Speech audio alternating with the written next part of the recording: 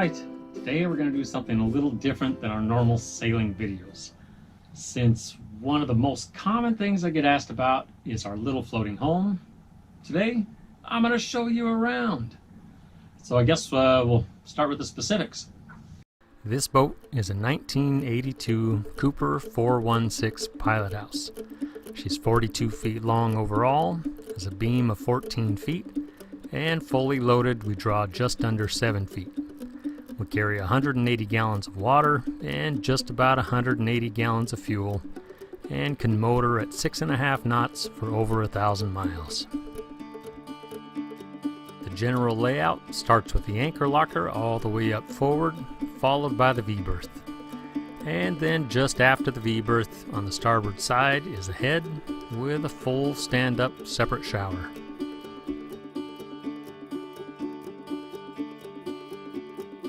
And just after the head is the main salon. On the starboard side is a U-shaped dinette, and to port is a bench-style settee. And just after the main salon in the raised pilot house area is the galley to port, and then over on the starboard side is the inside steering station. And finally, just behind that is the aft cabin, which also doubles as our storage unit. But more on that in a minute. So I've been a liveaboard sailor for about 22 years now, and in those 22 years we've lived aboard and owned this boat for 12. In 12 years we've covered thousands of miles at sea. We've rebuilt, replaced, redone just about everything on the boat. Since I don't want to bore you too much and make this a super long video, I'm just going to show you a few of the improvements we've made to make it more livable, more comfortable, and more functional at sea. There we go. So as far as improvements we've made to the boat to make it more comfortable, we'll start up here in the V-berth. This boat came with a double bed up in the V-berth that was a little cramped for us. So one of the big things we did up here was actually increase the size of the bed and add a little cabinetry. Right here was where the bed came, so it was a double, and there was a bench seat right here, which we never really used. So we extended the bed and added some cabinetry, so now we have extra storage and a laundry hamper. More importantly, made the bed quite a bit wider, so now it's a king size width at the top. The foot of the bed, it's still a double, but makes it a whole lot more comfortable and roomy. And then we had a custom latex mattress made to fit the boat. Since this boat's a 1982, when we purchased her, she looked like she came straight out of the early 80s. All the upholstery was brown and orange plaid velour, which was pretty funky. The floor in the main salon area had a thick orange shag carpet, which was disgusting. And even on all the walls there was a carpet. It just looked like it came straight from the 80s. So to make this thing a little more comfy and homey, the first thing we did was try to improve the interior appearance. Brenda bought a Sailboat sewing machine and figured out how to use it, and did all the upholstery through the whole boat.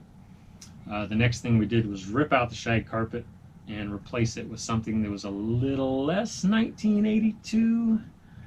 And then after that, probably the biggest improvement we made to the interior was actually take the carpet off the walls and install some Alaskan yellow cedar.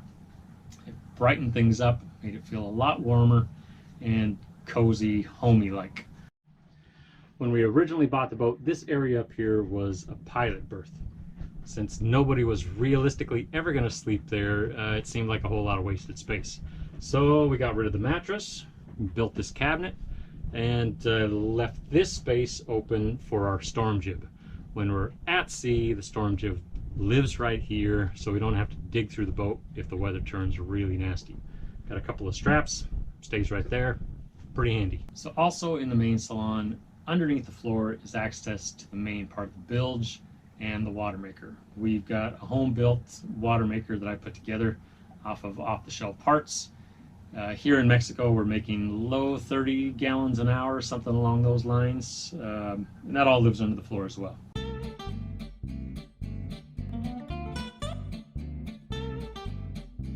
This area up here was another sort of dead area, just wasn't used for anything. So we added a stereo and built in some speakers, because you gotta have tunes out here, and then put in a little bookshelf. So we did switch out all the lights on the boat to LED. They both got white and red for improved nighttime vision. When we're actually at sea on a long passage, even just a single overnight passage, this spot right here is probably the most comfortable spot on the boat to sleep. We've got a lee cloth that'll keep you all wrapped up nice and cozy and lock you in so you can handle some rough weather. One of the big benefits of this boat is all the storage. Behind the seat back is where we keep a lot of spare parts, spare tools. This is something we added, was a flip up back. Tons of room back there.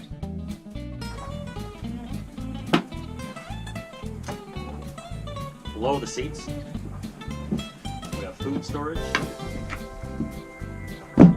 We can actually store months worth of dry goods on the boat, which keeps us away from town for quite a while if needed. Or if we're on a long passage, we've got plenty of food to eat. One of the big things we wanted when we purchased this boat was a pilot house, big windows with natural light. Up in our hometown of Seattle, the windows made a huge difference in comfort, especially in the wintertime where it was always gray, always raining. You at least got some natural light so you didn't feel like we were living in a cave. But here in Mexico, where we're in the tropics and the sun is brutal, during the day we tend to keep all the windows shaded, and it just keeps the boat a lot cooler. But the pilot house in general works really well. The pilot house seat, it came from the factory about this height, and for that seat to work and actually see out of the pilot house, it was just a little too low. So we basically had to stack up cushions to be able to get the visibility for this to work. Since the bow of this boat goes uphill a little bit, you almost have to have your head all the way to the ceiling to be able to see.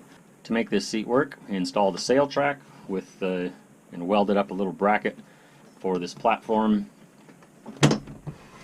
so it can slide up and down, so no matter who's using the seat, you can put it at the right height for you. The other thing, if you're just standing at the wheel rather than having this in the way, it slides out and folds out so you have a nice backrest and makes it a little more comfortable. You can drop this all the way down and use the desk at the nav station. So underneath the nav desk is the washing machine. Lives right there. Life raft lives right here inside the boat. It's pretty easy access and it keeps it out of the weather. This is an ICOM single sideband, which is how we get our weather when we're offshore. We have a Pactor 4 modem. We also have our VHF right here. So when we're actually at sea and using the pilot house, we can set our computer up here with our nav program and get a pretty good view of the world going by. And it's pretty comfy. So this is the aft cabin where, in theory, our guests sleep, family and friends. If you come visit us, this is where you're going to live. But for now, while it's just the two of us on board, this is kind of our storage room. We carry roughly 2,500 pairs of glasses, reading glasses and distance glasses, in these suitcases. We've got 4 suitcases that are jam-packed full of glasses that we give out to people in need. This past season here in Mexico, we did 7 little villages where we set up a clinic, did basic eye exams, and gave out glasses to people in need. This is also where we carry pretty much anything for our, what we call our giving back stuff. Last year, along with the glasses, we resupplied a couple of schools with supplies, art supplies, pens, papers, pencils, backpacks, you name it, along with tons of soccer balls for kids. This is where all this lives, along with guitar, backpacks, and it just kind of becomes a catch-all for junk. If we don't feel like putting it away, it gets piled in here. So in the galley here, the storage thing kind of continues through the boat. Just tons and tons of storage everywhere you look. Underneath the sink is a big compartment that goes all the way out to the hull, which I can't fit in there. My shoulders are too big.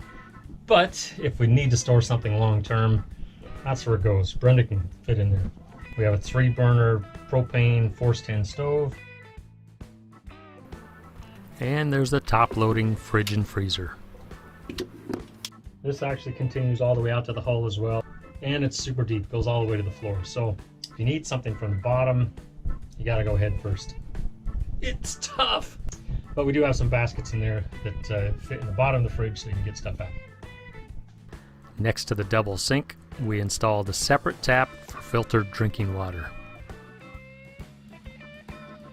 Pretty handy spice rack, dish storage way in the back, and just after the galley is another big storage area. So this area back here is another pilot berth, or was another pilot berth, but now it's kind of the catch-all for junk. Tucked back in the corner, we've got 2 folding bikes. We have our ditch bags, our medical kits. Right down here is the Sailboat sewing machine, and Brenda made some more of these pockets. They're actually all over the boat. And of course there's a leak cloth to keep all the junk inside. Got our EPIRB, fire extinguisher, and our mascot, Piratey Pirate Face.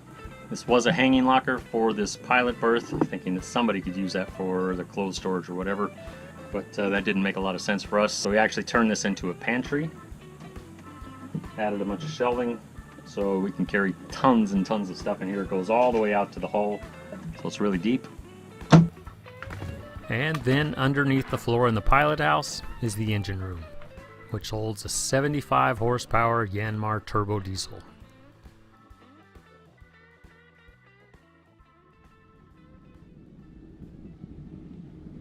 All right, as far as the exterior of the boat, it's pretty dirty right now. We're actively cruising in Mexico.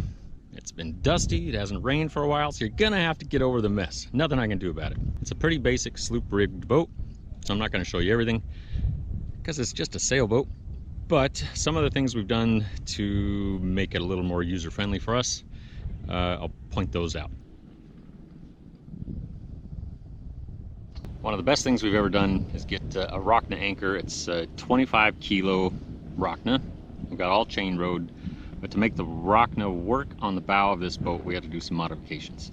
The way the Rockna anchor launches, it's a little funky, so I had to weld on an extension for the Rockna and this roller right here, which not only protects the furling drum, it actually locks the Rockna in place once it's up.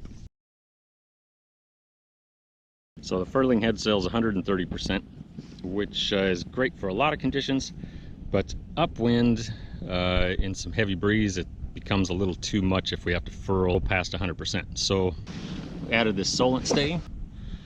On the Solent, it's 100% jib that's reefable down to 60%. And since it's a hank-on, if we need a smaller sail than a 60% working jib, we can actually just hank on the storm jib right above this jib, so it doesn't have to come off. It can stay down in the bag and the storm jib can go up. Pretty handy.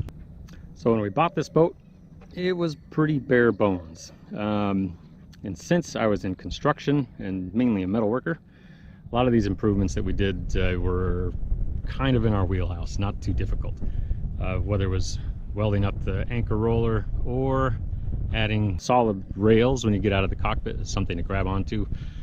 Pretty basic, easy stuff. But some of the other things we did were add a dodger, a bimini, the radar arch, solar panels, all that kind of stuff. That's all stuff we made, or I did all the framework, the stainless steel work, and then Brenda, with her handy little Sailboat sewing machine, she did all the canvas work. So everything green on the boat, as well as sail bags, upholstery, blah, blah, blah. She did all that. Nice job, Brenda. It's a pretty basic, no-frills cockpit. All the lines are run aft so you can raise and lower sails from safety and security. And then at the steering pedestal, we've got our chart plotter, wind instruments, and autopilot control.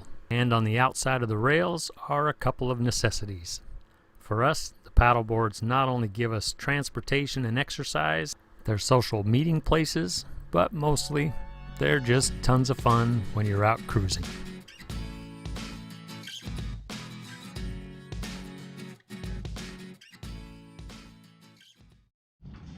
So next to the water maker, the arch is probably neck and neck as far as best things we did to the boat for cruising.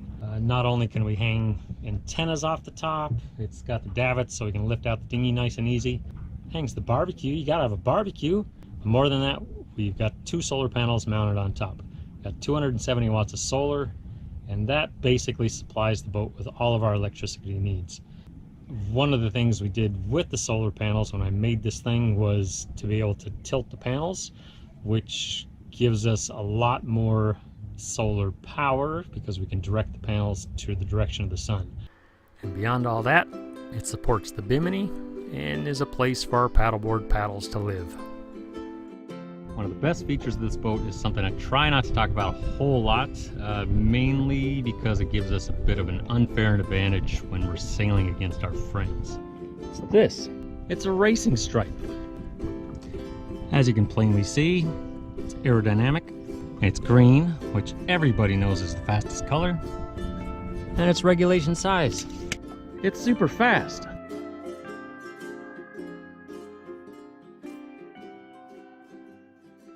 Well, that's the 2-cent tour of our little floating home.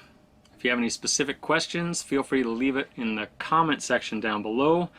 I'll do my best to answer them, but since we're actively cruising and the vast majority of our time is off the grid, we don't have a whole lot of internet access, so it might take me a little while to get back to you. But I'll do my best. But other than that, if you like the video, give it a thumbs up. And if you want to see where this little floating home takes us, subscribe to the channel. And that's it. Thanks for watching. See ya!